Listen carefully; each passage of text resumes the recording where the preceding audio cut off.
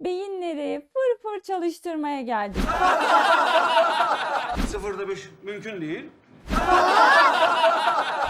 Sıradaki soruyla devam ediyoruz çocuklar. Bir dik üçgen oluştur. Sana verilenleri kullan. Bildiklerini soruya uygula ve çözüme ulaş. Farklı yeni nesil sorular çözdük çocuklar. Şimdi sizi bir mağaza açılışına götüreceğim çocuklar. Biliyorsunuz hepimiz birer engelli adayıyız. Matematik dersine farklı ve daha eğlenceli bir pencereden bakmaya ne dersiniz? Evet dediğinizi duyar gibiyim. O halde doğru yerdesiniz. Sevimli matematiğe hoş geldiniz.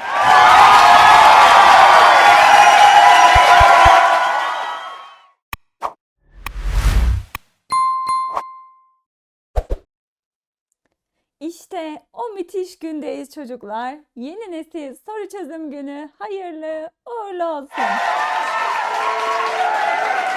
Beyinleri fır fır çalıştırmaya geldik.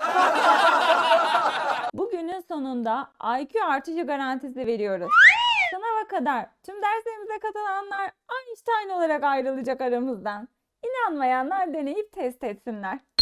Çocuklar biliyorsunuz bir önceki derste doğrunun eğimi konusunu işledik. Bu derste de yeni nesil sorularını çözeceğiz. Uçurtmalar, vinçler, sıcak hava balonları, kaydıraklar neler var. İlk soruyla çocukluğuma dönmek istiyorum. Uçurtma uçuracağız. Uçabiliyorum. Uçacaksın havalara.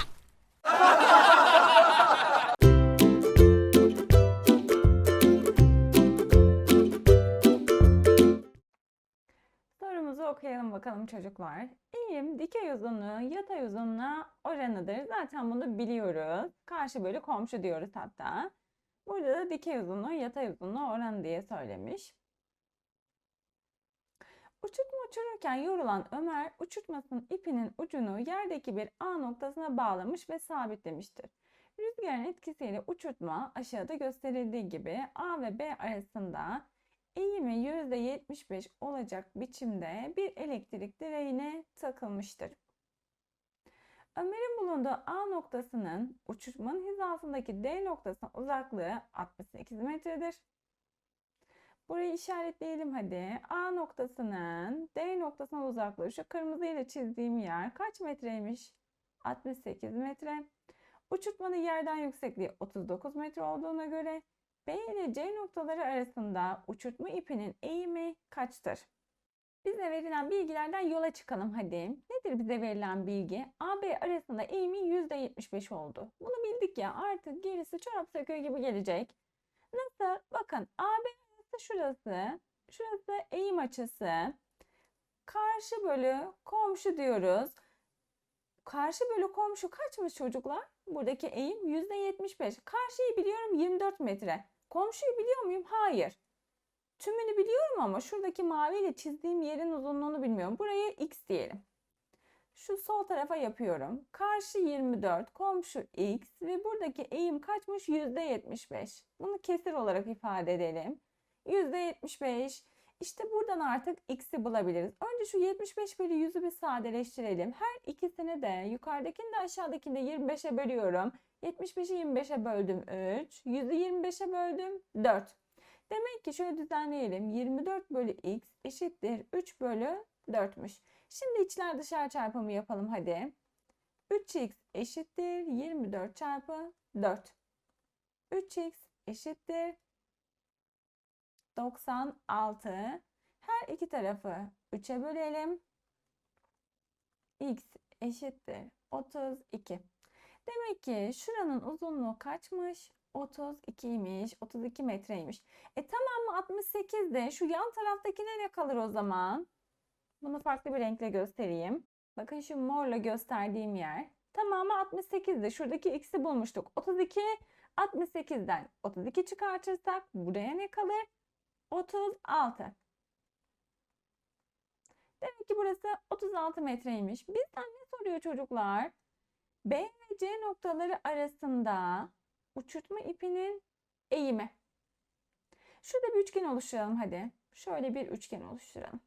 Oluşturduk mu? Bakın burası 36 metre ise karşısı da 36 metredir. Burada bir dikdörtgen de oluşuyor çünkü aşağıda. Burası 39 metre. Karşısı 24. Bakın şurası 24 olur. 39'dan 24'ü çıkartırsak şuranın uzunluğunu buluruz. 39'dan 24'ü çıkarttık. 15. Artık karşıyı da biliyoruz, komşuyu da biliyoruz. Şurası da bizim eğim açısı mı? Evet.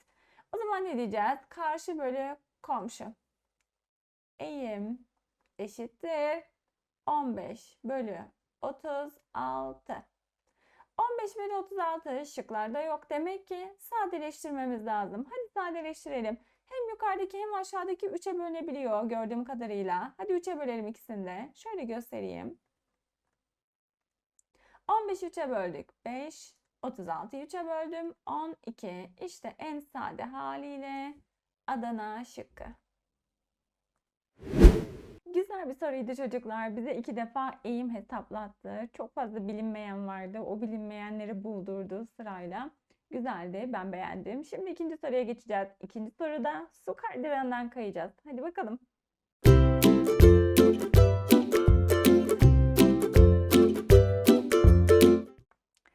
İşte su kaydırağımız. Su kaydırağımızın tepesinde kaymayı bekleyen bir çocuk var. Adı neymiş? Adı Hakan. Evet, Hakan burada bekliyor ve okuyalım soruyu. Aşağıda A noktasından başlayıp E noktasına havuza bağlanan kaydırak gösterilmiştir. A noktası burası, bakın E noktası şurası. Buraya kadar bir sürü değişik eğim noktaları var. Fark etmişsinizdir. Bu kaydırağı oluşturan bölümlerin eğimleri aşağıdaki tabloda verilmiştir. Güzel. AB arasında eğim %10'muş. AB şurasıydı. Bakın burada %10. İşte BC arasında %20, CD arasında %20, DE arasında %60'mış eğim. Buna göre A noktasında kapalı kaydırağa girip E noktasının havuza giren Hakan yatayda toplam kaç metre yol almıştır? Düşündürücü bir soru. Bize eğim sormamış. Yatayda toplam kaç metre yol aldığımızı sormuş. Nasıl bulacağız? Tabii ki verdiği eğimden yola çıkarak bulacağız. Şimdi öncelikle bildiklerimizi bir yazalım bakalım çocuklar. Şuralarda üçgenler oluşturalım.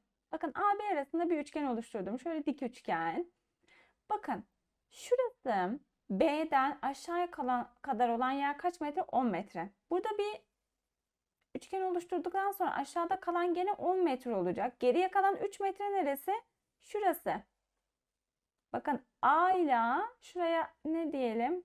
İşte K noktası. A ve K noktası arası 3 olacak. Burayı bulduk. BK'yı biliyor muyuz? BK'yı bilmiyoruz. BK'yı bulabilir miyiz? Tabii ki buluruz. Nasıl bulacağız? Eğimden yola çıkacağız. Bakın şurası eğim açısı. Eğim eşittir diyelim. Neredeki eğim peki? Şu AB arasındaki eğim. AB arasındaki eğime bakalım çocuklar. %10'muş. Yani 10 bölü 100. Oluşturduğumuz dik üçgenden de bulalım. Karşı bölü komşu. Karşısı kaç çocuklar? Karşısı 3. Komşu BK. BK'ya şöyle ne diyelim? X diyelim. X metre uzunluğunda olsun. Şimdi artık x'i bulabilir miyiz? Tabii ki de çok rahat bir şekilde buluruz. İçler dışlar çarpımı yapalım. 10 ile x'i çarptık. 10x. 3 ile 100'ü çarptık. 300. Her iki tarafı 10'a böldük. X eşittir neymiş? 30'muş. Demek ki şuranın uzunluğu 30 metre. Yani şurası 30 metre. Şimdi bir yanındakine bakalım. BC arasındaki eğime. Bakın yine bir üçgen oluşturuyorum. Bir dik üçgen oluşturuyorum. Şurada bir eğim açım var. Karşı bölü komşu diyeceğim. Önce tabii karşı bölü komşudan birini bulmam lazım. Bakın 8 metre. Burası da 8. 10'du. O zaman ikisi nereye kaldı? Yukarıya kaldı. Şu aşağıya da y diyelim. Şuraya yazalım. Eğim eşittir. Neredeki eğim peki? CB arasındaki eğim. Yüzde kaçmış çocuklar? CB ya da BC fark etmez. %20. Yani 20 bölü 100 eşittir. Karşı bölü komşudan karşısı 2, komşusu y. 2 bölü y. Hemen içler dışlar çarpımı. 20 çarpı y eşittir. Yüzde 2 çarptık. 200. Her iki tarafı 20'ye böldük. Y eşittir 10. Demek ki şuranın uzunluğu kaçmış? 10'muş. Yani şu aşağısı da demek ki 10 metreymiş. Şimdi CD arasına bakalım. CD arasında da şöyle bir dik üçgen oluşturuyoruz. Bakın burası 6 santim. Bu aşağıda da ne oluşuyor? Bir tane dikdörtgen oluşuyor. Burası 6 ise karşısı da 6 diyoruz. Yukarıya ne kalıyor? Toplamda 8'di. Yukarıya 2 kaldı. Şurası eğim açımız. Şu yan tarafa yapacağım. Sol tarafa bununkini de. Eğim eşittir diyelim. Neredeki eğim? CD arasındaki eğim. CD arasındaki eğim kaçtı çocuklar? Biliyoruz. 20, yani %20, hemen yazalım. 20 bölü 100. Bir de üçgenimizden bulalım aynı eğimi. Karşı bölü komşu. Peki ben şuradaki aradaki şeyi biliyor muyum? Hayır. Buraya bir harf atayalım. Ne diyelim? Mesela B diyelim. Karşısı 2, komşusu da B. B'yi bulmaya çalışalım. Ne yapacağız? İçler dışlar çarpımı. 20 ile B'yi çarptım. 20B eşittir. 100 ile 2'yi çarptım. 200. Her iki tarafı 20'ye böldük. B eşittir 10. Demek ki şurası da 10 metreymiş. Şimdi en son yeri bulmaya sıra geldi. Şu yeşille çizdiğim yer. Şurası eğim açısı. Bakın karşısı 6. Burası neredeki eğim? DE'deki eğim. Hemen yazalım şuraya. Eğim DE diye eşittir. DE'deki eğim yüzde kaçtı? %60'tı. Eşittir. Bir de karşı bölü komşu diyeceğiz. Karşı bölü komşu. Karşısı kaç çocuklar? 6. Komşusu şu yeşil yeri biliyor muyum? Hayır, bilmiyorum. Ne diyelim buraya? C diyebiliriz. Şöyle C diyelim. Hadi bakalım, içler dışlar çarpımı 60C eşittir. 100 ile 6'yı çarptık. 600. Her iki tarafı 60'a bölelim. Şöyle sadeleşti. C eşittir 10. Burası da 10 metreymiş. Bize ne sorulduğuna bakalım. Yatayda toplam kaç metre yol aldığını. Yatayda olduğu yol şu renklilerin hepsi değil mi? Evet. Bunların hepsini topladığımızda bulabilir miyiz? Evet. Hadi toplayalım. Şunların hepsini topladığımızda ne gelir çocuklar? 60 metre. Demek ki cevabımız kaçmış?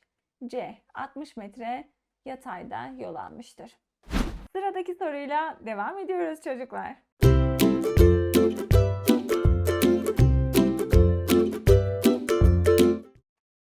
Yine güzel bir soru bizi bekliyor. Hemen okuyalım. Yukarıda modellenmiş resimde gösterildiği gibi yerden 150 metre yükseklikteki bir balondan aşağıya doğru düz bir şekilde bir top bırakılmıştır. Balonumuz şurada. Buradan aşağıya bir tane top bırakacaklar. Yerde duran Kara Murat, işte burada bizim Kara Murat'ımız var. Yerde duran Kara Murat topu ok ile vuracaktır. Okun atıldığı noktanın yere olan uzaklığı 2 metre, topun düşeceği noktanın Kara Murat'a olan uzaklığı 200 metre. Bunları zaten bize vermiş bakın. 2 metre ve 200 metre. Kara Murat'ın attığı ok %30 eğim ile gidip topu vurduğuna göre top vurulana kadar kaç metre düşmüştür? Bu yeni nesil sorulara bayılıyorum çocuklar. Gerçekten çok orijinal sorular.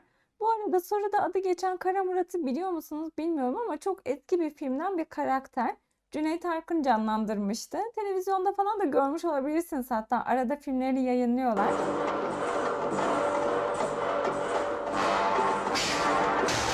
Gördüğünüz gibi çok güzel ok atıyordu. Şimdi soruya dönelim bakalım. Bizim top vurulana kadar kaç metre inebilmiş? Şimdi eğimi bulurken ne yapıyoruz çocuklar? Bir üçgen oluşturuyoruz. Nasıl oluşturacağız? Bakın okun atılacağı mesafe ne kadar? 2 metre mesafede. Şöyle bir çizelim. Şurası 2 metre. Bakın. Oku belli bir eğimle atıyor değil mi? Şöyle atacak. Nereye doğru gidecek? İşte tam şuralara kadar gelmiş olsun. Burada topu vurmuş olsun. Bakın burada bir üçgen oluştu mu? Evet, tam bir dik üçgen oluştu. Şurada eğim açımız var. Karşı bölü komşu dersek ne yapacağız? Eğimi bulacağız. Çok güzel. Karşıyı biliyor muyum? Buranın kaç metre olduğunu bilmiyorum. Buraya x diyelim mi? Tabii ki diyebiliriz. Peki o komşuyu biliyor muyum? Tabii ki biliyorum. Bakın bu bir dikdörtgen oluştu şurada artık. İki kenara eşit. Yani karşılıklı bakan kenarları birbirine eşit. Burası 200 metre ise karşısı ne olacak? Tabii ki burası da 200 metre olacak. O zaman eğimi bulabilir miyiz? Eğimi bize vermişti zaten. %30. Yani 30 bölü 100. Bir de bulduğumuz üçgenden bulalım hadi. Karşı bölü komşu. Karşısı kaç? X bilmiyoruz. Onu bulacağız. Komşumuz 200. Evet, hemen içler dışlar çarpımını yapalım. 100 ile x'i çarptık. 100x. 30 ile 200'ü çarptık. 6000. Hemen 100'e sadeleştirelim. Şöyle gitti. X eşittir. Kolay yoldan sadeleştirmeyi biliyoruz değil mi? Sıfırlar gitti. Ne geldi? 60. Demek ki şuradaki x'imiz 60 metreymiş. Şimdi çocuklar aşağısı şurası 2 metre. Biraz daha şurası 60 metre. Böyle çizimde biraz garip duruyor farkındayım ama bu şekilde çizmişler, yapacak bir şey yok. Bir de topun aşağı kadar indiği bir mesafe var. Bu üçünün toplamı 150'ymiş. O zaman biz şu aşağı kadar indiği mesafeyi bulamaz mıyız şurayı? Buluruz tabii ki. Burası 60, şurası 2, 62. Tamamı 150 ise 150'den 62'yi çıkarttığımızda ne olur? Biz buradaki mesafeyi bulmuş oluruz. 150'den 62'yi çıkarttık. 88. Demek ki topun aşağı kadar düştüğü metre kaç metreymiş? 88 metre. 88 metre düştükten sonra tam şu noktada bizim Kara Murat'ın oku geliyor ve bizim topu vuruyor. Cevabımız B seçeneği. Bu soruyu da bitirdik. Çocuklar eğer kafanız karışıyorsa, böyle anlamadığınız yerler oluyorsa lütfen soruyu en baştan tekrar izleyin. Sonra kendiniz yapmaya çalışın. Biliyorum matematik bazen çok kafa karıştırıcı olabiliyor. Oluyor. 0 ile 5 alt alta üst üste geliyor. 0'da 5 mümkün değil. Elde var bir etmiyor.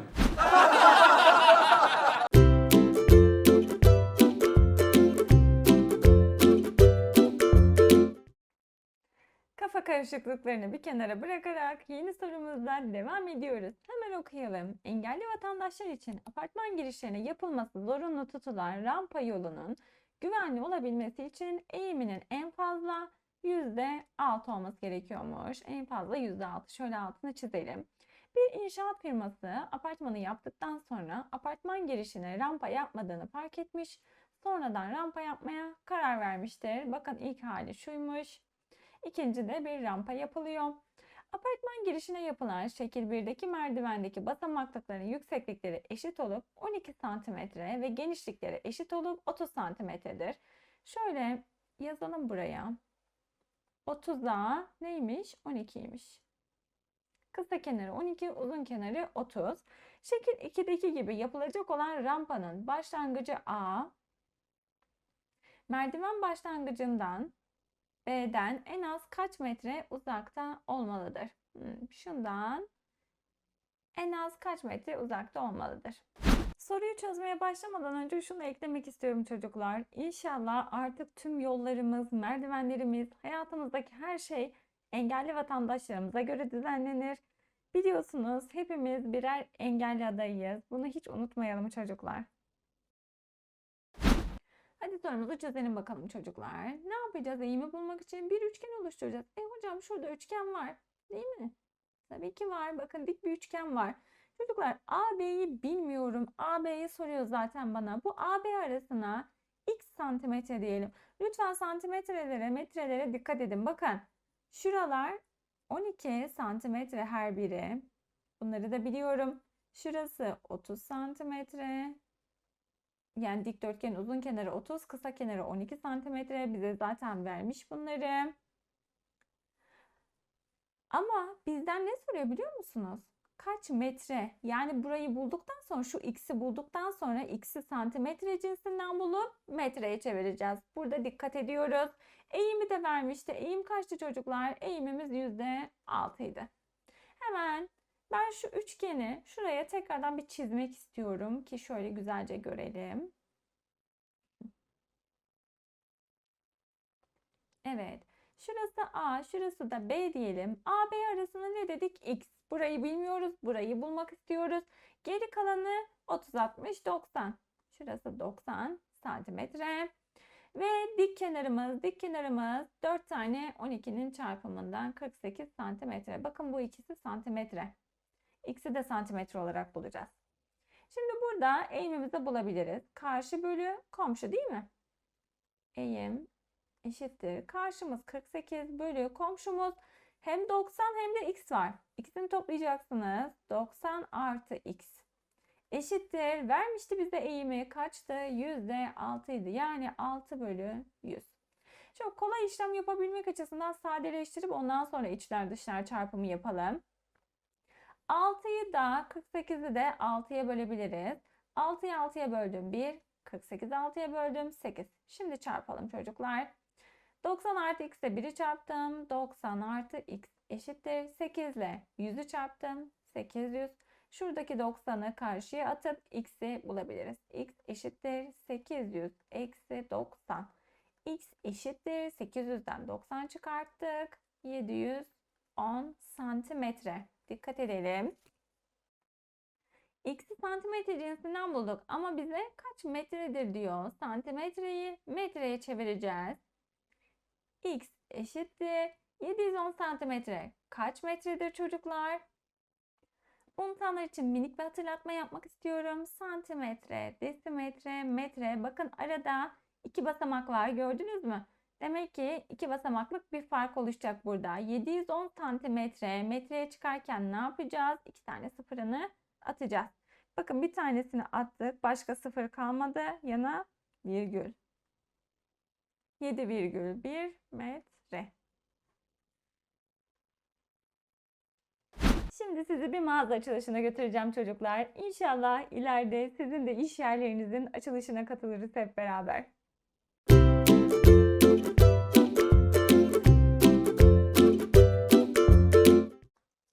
Arı Giyim mağazasının açılışındayız. Bir okuyalım. Bir mağaza açılışında aşağıdaki gibi kırmızı ve mavi bayraklarla süsleme yapılmıştır. Kırmızı bayraklarla yapılan süslemede ipin bir ucu mağazadan 4 metre uzaklıkta ve aynı hizada bulunan A noktasındaki demire, diğer ucu ise mağazanın üst köşesindeki B noktasında bulunan demire %75 eğimle bağlanmıştır. Yazalım. Buradaki eğim kaçmış çocuklar? %75. Mavi bayraklarla yapılan süslemede ipin bir ucu mağazadan 5 metre uzaklıkta ve aynı hizada bulunan C noktasındaki demire, diğer ucu ise mağazanın üstünde bulunan reklam panosunun üst köşesinde D noktasında bulunan demire %80 eğimle bağlanmış. Bakın bunun eğimi de %80'miş.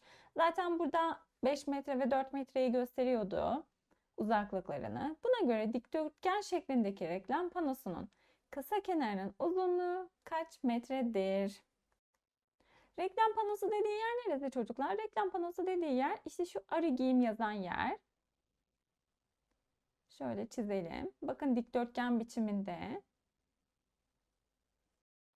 Peki biz bu kısa kenarı nasıl bulabiliriz? Tabii ki şöyle. Bakın bu B noktasının yere kadar olan bir uzunluğu var. Gördünüz mü? Şöyle dik üçgeni oluşturan. Burayı bulabiliriz. Sonra bir de D noktası var şurada. D noktasında yere kadar olan şu uzunluğunu bulabiliriz. Sonra aradaki farka bakın. Bakın şurası şuraya kadar ortak. Buradan sonrası bu fark ne? Bu fark bizim kısa kenar işte. İkisinin de aşağıya kadar yere kadar olan uzunluklarını bulursak aradaki farkı bulup kısa kenarı bulabiliriz. Hadi bulalım. Önce B noktasının yere kadar olan şu uzunluğunu bulmaya çalışalım. Buraya x diyelim. Şurada bakın bir üçgen oluşuyor. Görüyor musunuz? Şöyle yeşille çiziyorum. İnşallah görünüyordur. Şurada da bir eğim açımız var. Karşı bölü komşu diyorduk. Eğim eşittir. Karşı bölü karşısı ne? X. Komşusu ne? 4 metre. Peki buradaki eğimi bize vermiş miydi? Evet. Eğimimiz %75. Yani 75 bölü 100. İçler dışlar çarpımı yapacağız. Yapmadan önce sadeleştirip böyle yapalım. 75 de %25'e bölünür. 75'i 25'e böldüm 3. 100'ü 25'e böldüm 4. Şimdi içler dışlar çarpımı 4 ile x'i çarpıyorum. 4x. 3 ile 4'ü çarpıyorum. 12. Yine sadeleştireceğiz. Her iki tarafı 4'e böldük. X eşittir 3. X 3 metreymiş çocuklar. Yani şuradaki B'nin yere kadar olan uzunluğu 3 metre. Şimdi D'nin uzunluğunu bulalım. D'nin uzunluğunu yani yere kadar uzunluğunu bulmak için ne yapacağız? Yine eğimden faydalanacağız. Bakın şurada bir üçgen var. Turuncu ile çizdiğim. Şurada bir eğim açısı. Karşı bölü komşu. Karşıyı biliyor muyum? Yani D noktasından aşağıya doğru olan uzaklığı biliyor muyum? Hayır, bilmiyorum. Buna Y diyelim. Eğim eşittir. Karşısı Y. Komşusu 5 eşittir. Buradaki eğimimiz neydi? Vermişti bize %80, yani 80 bölü 100. Sadeleştirelim. Şöyle sıfırlar zaten gider. Kolay yoldan sadeleştirme. Şimdi içler dışlar çarpımı yapalım. Y ile 10'u çarptım. 10Y eşittir. 5 ile 8'i çarptım. 40. Şimdi her iki tarafı 10'a bölelim. Y eşittir 4 metre. Demek ki D'nin aşağıya kadar olan uzaklığı kaç metreymiş? 4 metre. Bu ikisinin arasındaki fark bize neyi verecekti? Kısa kenarı verecekti. Bakın şöyle şurada da göstereyim. Şuranın uzunluğu kaç metreydi? X 3 metre. Şuranın uzunluğu 4 metre. Şuraya kadar olanı, şurayı biliyoruz 3. Toplamı 4 olduğuna göre kısa kenara kaç kaldı? 1 metre. Demek ki bizim reklam panosunun kısa kenarının uzunluğu kaç metreymiş? 1 metre. Tüm dikkatinizi bana verin çocuklar. Size bir soru soracağım. Türk milleti olarak milli eğlencemiz nedir? A. İş makinesi izlemek. B. İş makinesi izlemek. C. İş makinesi izlemek. D. Hepsi. Nedendir bilinmez ama bir iş makinesi çalışıyorsa önünde mutlaka onu izleyen bir kalabalık oluyor. Biz de halkın içinden bir YouTube kanalı olarak iş makinesini ayağınıza getirdik. Hem de bir değil, 2 tane. Bir sonraki soruda.